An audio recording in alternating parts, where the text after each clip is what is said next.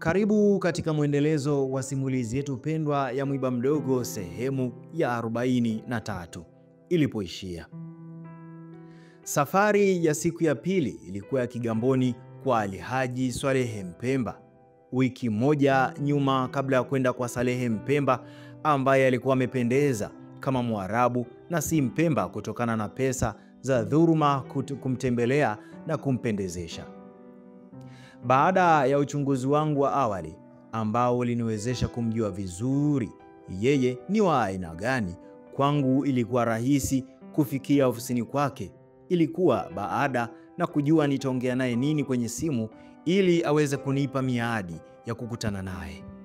Kwa vile namba yake binafsi nilikuwa nimeipata, nilimpigia simu ya mkononi ambayo ilipokelewa upande wa pili.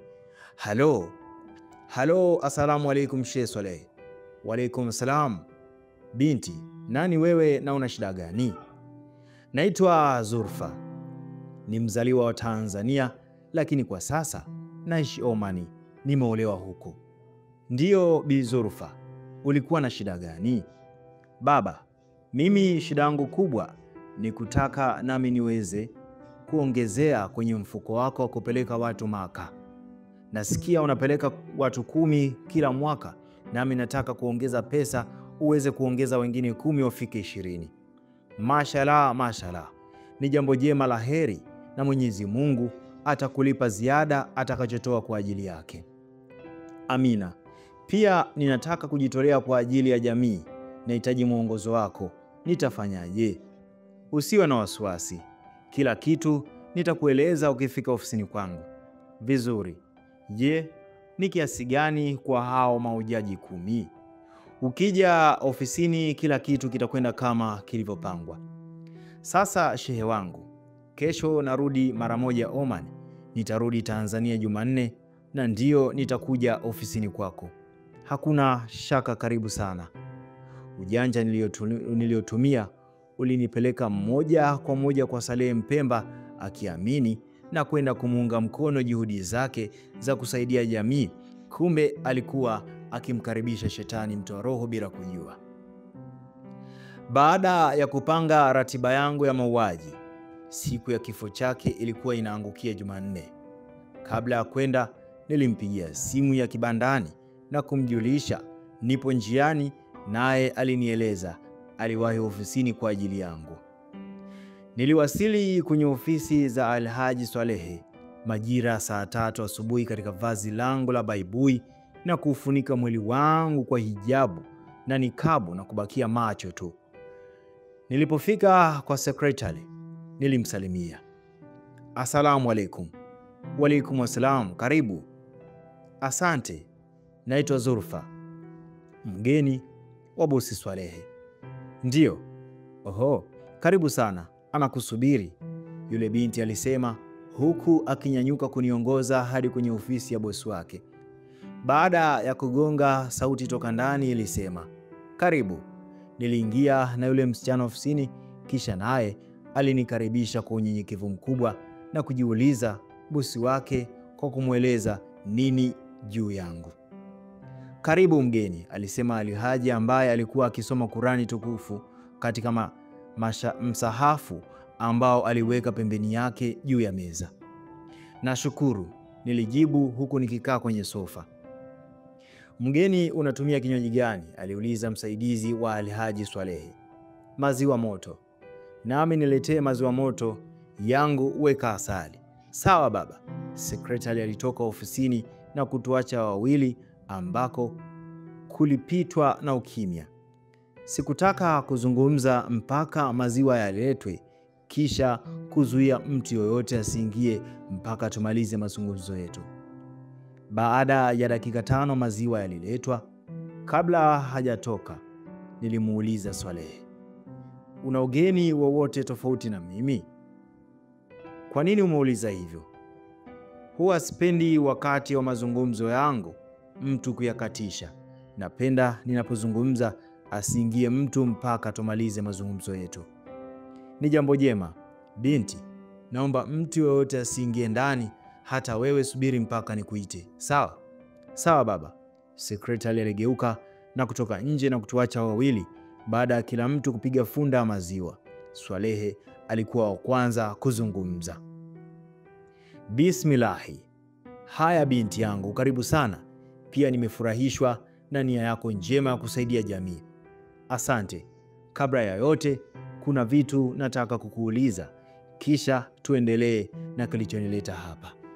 Ruksa, uliza tu binti yangu. Eti mzee wangu, unamjua marehemu mchungaji Samueli? Ndiyo. Unamjua vipi? Kama kiongozi wa kiroho. Na marehemu Balize? Mbona unauliza watu waliokufa? Mzee wangu, jibu ndiyo au hapana. Ndiyo namjua. Unamjua vipi? Kama mtu maarufu, tena tajiri mkubwa. Sawa. Je, unamjua mganga mmoja wa jadi anaitwa Mgosi?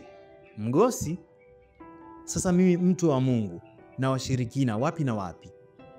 Mganga mwenyewe yupo Segera, Tanga. Ulitakiwa kujibu unamjua au humjui.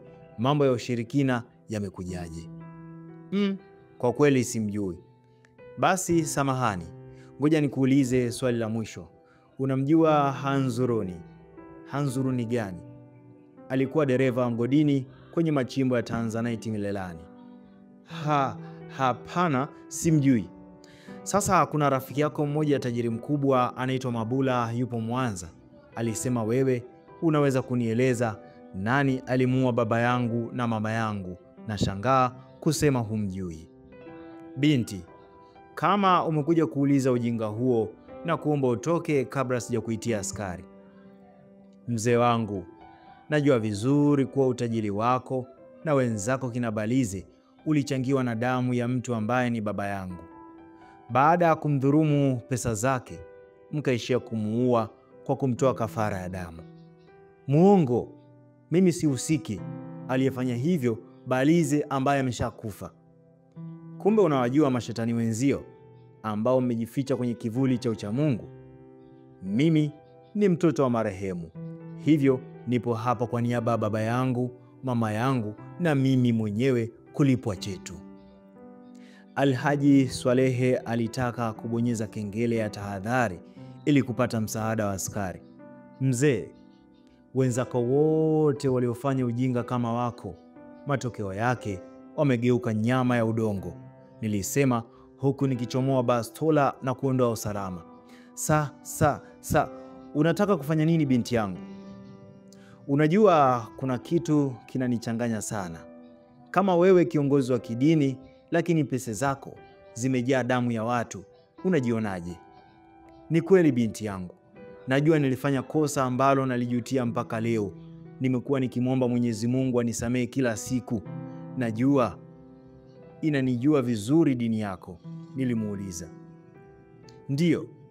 Nini maana ya toba ya kweli? Maana ya toba ya kweli ni kujutia ulichofanya na kuiacha kabisa na hutayarudia tena. Ni kweli kabisa. Je, mtu anayerudia kosa lile lile zaidi ya mara moja unamwonaje? Ni binadamu asiyejifahamu, anayemchezea Mungu. Mcha Mungu ni mtu gani? Mwenye hofu ya Mungu. Wewe una hofu ya Mungu? Ndiyo. Si kweli. Kwa nini unasema hivyo? Baada ya mauaji ya kikatili ya baba yangu, wote mlikubaliana kuomba toba ya kweli. Wenzako walikusanyika kanisani na kukesha wakiomba toba kwa Mungu. Wao na wewe uliamka usiku na kufanya ibada ya toba kumwomba Mwenyezi Mungu mwingi wa rehema msamaha wa uongo. Uongo au kweli? Kweli. Wewe umejuaje? Ulitaka nisijue? Hapana. Toba uliofanya iliutoa mzigo mzito wa hofu ya adhabu ya Mungu moyoni mwako na kuiona amani ya moyo. Kifo cha baba kilikutesa sana na kujutia, lakini mlibadilika na kuiweka pembeni toba yenu ili mpambane na mama mlipoelezwa madhara ya mwiba baada ya kujeruhiwa Balize. Japo hukupenda kujirudisha kwenye uchafu huu, lakini kikao mlichokaa kwa mganga Segera na kingine kwa Balize kilivua hofu ya Mungu, mkawa mnapigania uhai wenu. mali zenu zisipungue na kuisha kabisa. Bila huruma mkaamua kuungana kwa mara nyingine kutoa uhai wa mama yangu kwa pamoja, mkiogopa mwiba usiwajeruhi. Nilijiuliza, mnaogopa vipi mwiba kutoka ulipoingilia? Baada ya kufanya mchango mzito mlioagiza sumu hiyo ya Novichok. He, kweli wewe hata hili unalijua? Sio muhimu kwa vile sisemi uongo. Baada ya kufanikiwa kumuua mama yangu kwa mateso mazito, huku ninyi mkifurahia maisha kwa kuogelea kwenye bahari ya utajiri, mkawa mnafurahia maisha. Mkiwa mbele ya macho ya watu, ninyi ni malaika, lakini mkipewa mgongo, mnageuka mashetani wabaya ya jiji ni wanani? Huo si ujui. Endelea kufuatilia Mwananchi Digital kwa ajili ya mwendelezo wa story hii. Hadithi hii imetungwa na Ali Mbetu na kusimuliwa nami Jesse Tunuka wa Mwananchi Digital.